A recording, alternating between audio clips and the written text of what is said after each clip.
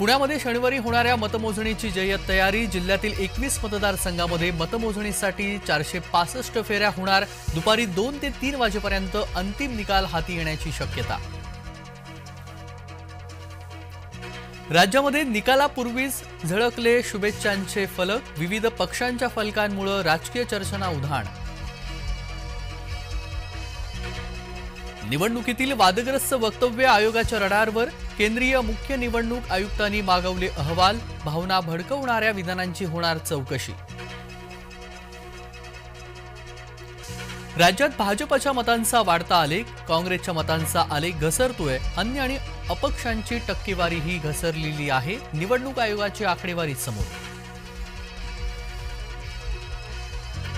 छत्रपती संभाजीनगरमध्ये विविध पक्षांच्या उमेदवारांसह कार्यकर्त्यांवरती गुन्हे दाखल। मतदानादिवशी झालेल्या राड्यांमध्ये तब्बल 5 ठिकाणी गुन्हे दाखल। सोमवारपासून संसदेचं हिवाळी अधिवेशन। अधिवेशनामध्ये गाजणार 5 नवीन विधेयकं आणि या अधिवेशनामध्ये खासदारांची लागणार ई-हजेरी।